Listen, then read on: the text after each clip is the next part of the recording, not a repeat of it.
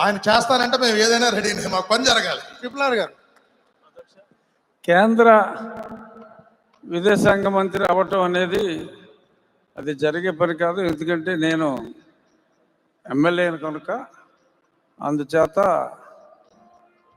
సాధ్యం కాని దాని గురించి కన్నా మరి సాధ్యమైంది కనీసం ఇక్కడ మంత్రిని కూడా కాదు, స్పీకర్ని, సభ నిర్వహణ, శాసనసభ్యుల బాధ్యతలు తెలియజేయటం వరకే మరి ప్రస్తుతం నా రోల్ లిమిటెడ్. మరి ఏదన్నా ఒకరోజైనా ఏదన్నా మంత్రిత్వ శాఖ అప్పచెప్తే కొన్ని సమస్యలకి ఆ శాఖలో ఉన్న సమస్యలన్నీ ఒకరోజు సమయం చాలు పరిష్కరించగలను. సో అవకాశం లేని విదేశాంగ శాఖ. ఒకరోజు మిమ్మల్ని రాష్ట్ర మంత్రిగా చేసామనుకోండి సార్, ఇక్కడ ఏ శాఖలు కోరుకుంటారు మీరు? ఒక్కరోజు రాష్ట్ర మంత్రిని చేస్తారా? ఒక్కరోజు రాష్ట్ర మంత్రిని మరి నిజంగా మీ ఎమ్మెల్యేలు అందరూ పట్టుపట్టి చేయగలిగితే నేను హోం శాఖే కోరుకుంటా. అంటే ఆ రోజు నాకు 8 గంటల సమయం ఇస్తే, మూర్తి గారు నాకు 8 గంటల సమయం ఇస్తే, ఒకరోజు అంటే 8 గంటలు ఇస్తారు. ఒక రోజులో 2 శాఖలు కావాలి, పొద్దున ఒకటి సాయంత్రం ఒకటి. అంటే ఒక 6 గంటలు హోము, ఇంకో 2 గంటలు వైద్య ఆరోగ్య శాఖ కోరుకుంటా. సో హోమ్ ఇస్తే రెడ్ బుక్ అమలు చేస్తారా? హోమ్ ఇస్తే రెడ్ బుక్ అమలు చేస్తారా? హోమ్ ఇస్తే రెడ్ బుక్ హోమ్ ఇస్తే రెడ్ బుక్ అనేది నా దగ్గర లేదు, వేరే వాళ్ళ దగ్గర ఉంది. కానీ నా దగ్గర బ్లడ్ బుక్ ఉంది.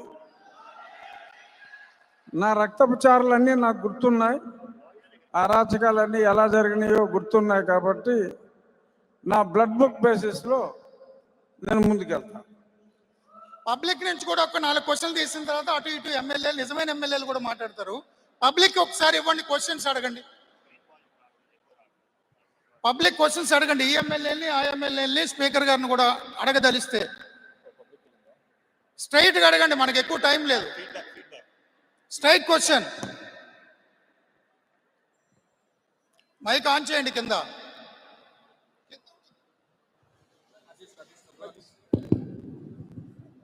శాసనసభ్యులకి నియమాలు ఉంటాయి, పబ్లిక్ మీరు నోటుకొచ్చినట్టు అడగవచ్చు. నాది చాలా పద్ధతి అయిన ప్రశ్న అండి. సో ఎన్ఆర్ఐలకి దర్శనం ఓన్లీ ఒక్కరికే ఇస్తున్నారు. సో మేము ఇంటికి వెళ్ళినప్పుడు కుటుంబ సభ్యులతో వెళ్ళాలంటే అలౌ చేయట్లేదు. ఎన్ఆర్ఐ వీసా ఉంటే ఓన్లీ ఎవరికైతే ఇమిగ్రేషన్ ఉందో వాళ్ళకే ఇస్తున్నారు. సో మాకు కుటుంబ సభ్యులతో వెళ్ళాలంటే కుదరటం లేదు.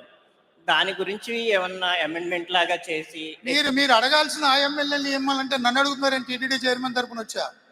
నన్ను ఇరికించకండి ప్లీజ్. స్పీకర్ గారు మాట్లాడతారు.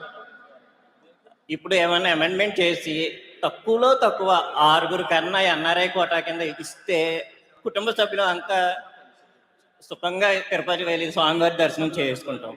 అధ్యక్ష, నేను నోట్ చేసుకున్నాను. టీటీడీ చైర్మన్ బిఆర్ నాయుడు గారి తరపున వచ్చాను. టీటీడీ చైర్మన్ గారి తరపున వచ్చాను, నేను నోట్ చేసుకున్నా. రెండవ ప్రశ్న అండి, ఇది కూడా తిరుమల గురించే.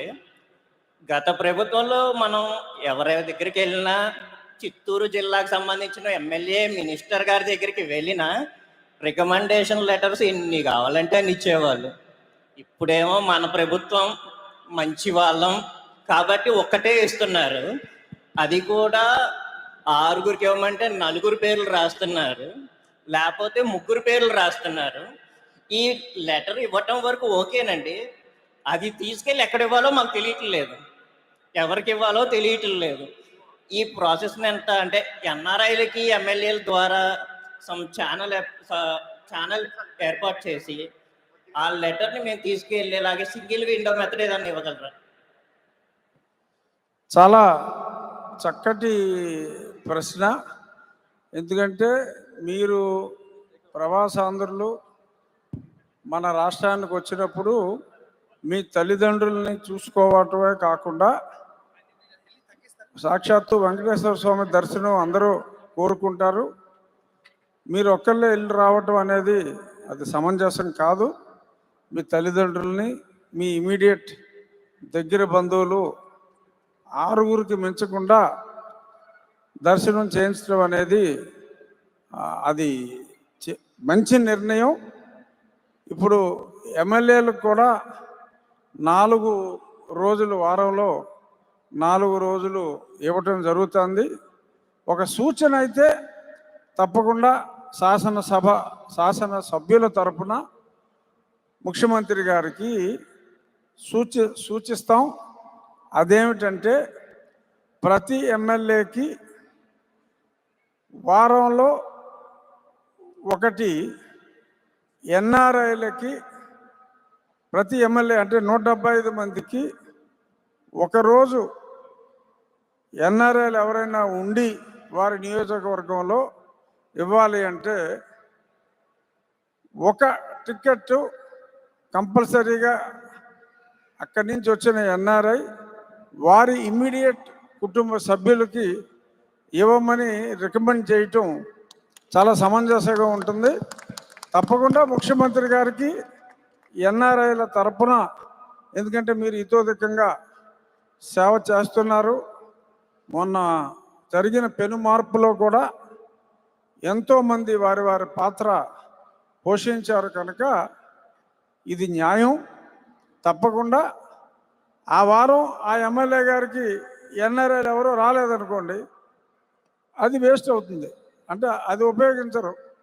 ఎక్కడ మిస్యూజ్ అవ్వకుండా మీరు డైరెక్ట్గా అక్కడి నుంచి వచ్చిన డీటెయిల్స్ ఇవన్నీ వెరిఫై చేసి ఇచ్చేలాగా అయితే శాసనసభ తరపున, శాసనసభ్యుల తరపున గౌరవనీయ ముఖ్యమంత్రి గారికి శాసనసభ్యుల డిమాండ్ని అయితే తెలియజేస్తాం.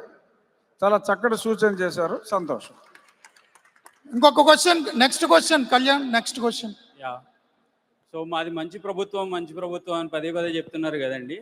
మంచికి డెఫినేషన్ ఏంటి? ఎవరికి మంచి? అందరికీ మంచి అంటారా? అంటే వైసీపీ వాళ్ళకు కూడా మంచేనా?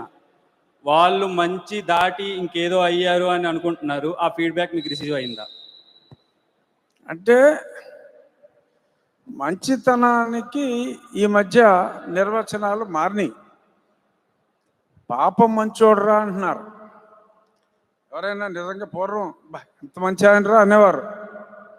కానీ పాపం మంచోడరా అనే పరిభాషలో మీరు అన్నట్టు మంచి ప్రభుత్వం అన్నదాన్ని మీరు తప్పుగా అర్థం చేసుకుంటున్నారు. ఈ పాపం మంచోడరా అంటే చేతకాని వాడని కాదు.